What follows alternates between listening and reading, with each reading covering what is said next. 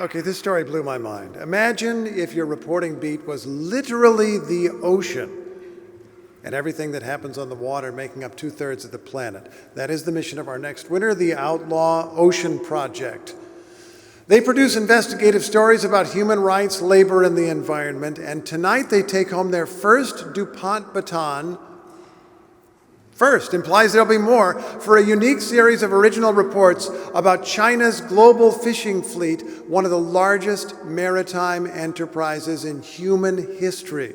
China, the superpower of seafood, found that the country is widely dependent on captive deckhands, illegal fishing, and state-sponsored forced labor. The reporters connected the supply chain dots from the abuses at sea and in factories to the global brands, buyers, and sellers of seafood. In this excerpt, we will see how far the team had to go to make contact with captive deckhands and hear their stories.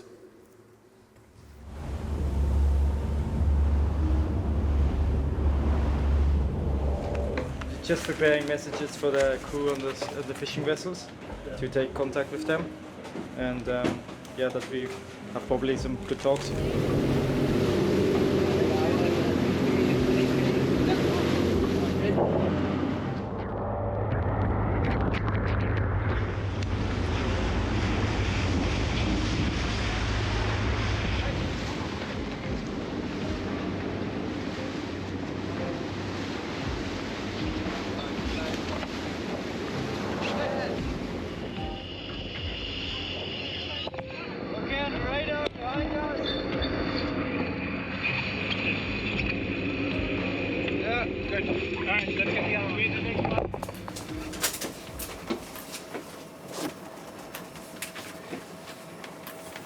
How long have you been on board? 1 year.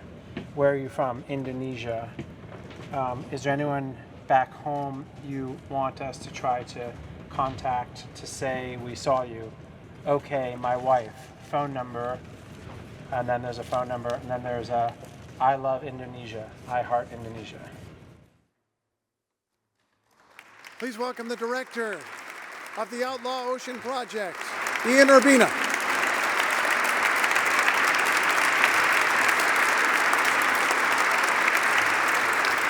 Beautiful work. Congratulations. Thank you so much.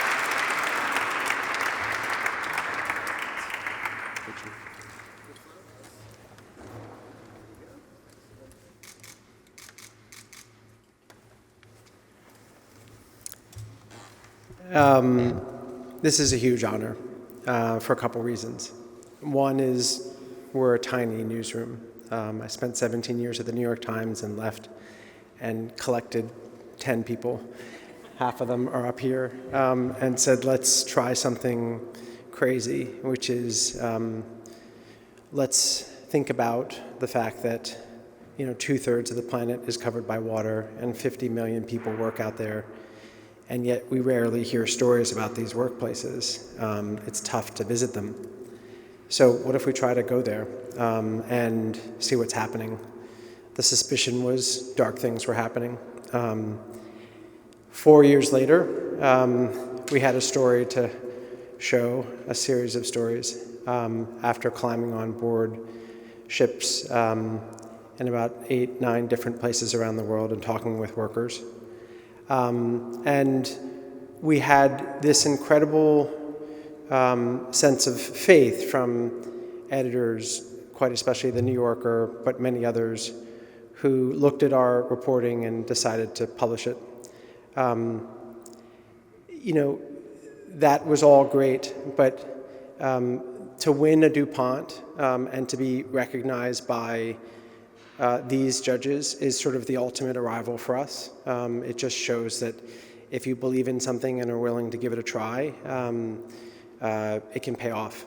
So thank you first and foremost to my team, half of whom are here, but also to DuPont for honoring us with this great award.